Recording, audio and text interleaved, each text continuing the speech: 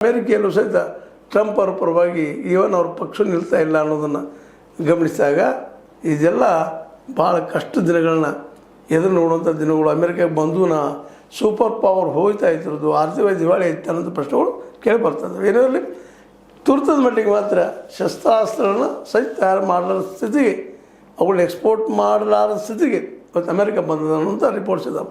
ಇವು ಎಷ್ಟು ಮಟ್ಟಿಗೆ ನಿಜ ಸುಳ್ಳ ಅನ್ನೋದನ್ನು ಮತ್ತೆ ಮುಂದಿನ ದಿನದಲ್ಲಿ ಏನು ಡೆವಲಪ್ ಆಗ್ತದೆ ಅಂತೇಳಿ ಇದು ನಿಮ್ಗೆ ಲೈಕ್ ಆಗಿರ್ಬೋದು. ಲೈಕ್ ಮಾಡಿ ಶೇರ್ ಮಾಡಿ ಕಾಮೆಂಟ್ ಮಾಡೋ ಜೊತೆಗೆ ಸಬ್ಸ್ಕ್ರೈಬ್ ಹೋಗೋದಿಲ್ಲ.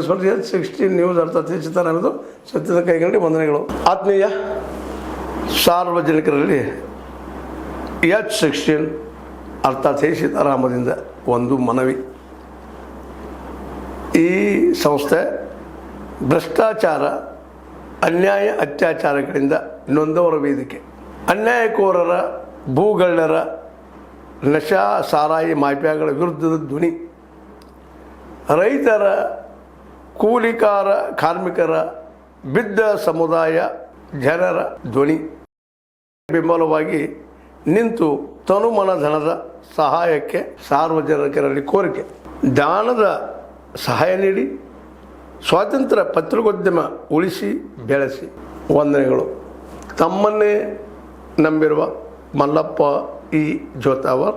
ಈ ಕೆಳಗಿನ QR ಸ್ಕ್ಯಾನ್ ಮಾಡಿ ಅಥವಾ ಈ ನಂಬರ್ ಅಂದರೆ 7411402405ಗೆ ಇಲ್ಲ 9686864852ಗೆ ನೀವು ಫೋನ್ಪೇ ಮಾಡಿ, ಪೇಟಿಎಮ್ ಮಾಡಿ ಅಥವಾ ಇನ್ನಾವುದೇ ಮಾಧ್ಯಮದಿಂದ ಗೂಗಲ್ ಮೂಲಕ ಸಹಾಯ ಮಾಡಿ ಈ ಪ್ರಾಮಾಣಿಕ ಪತ್ರಿಕೋದ್ಯಮವನ್ನು ಉಳಿಸಿ ಅಂತ ಮತ್ತೊಮ್ಮೆ ಮನವಿ. ವಂದನೆಗಳು.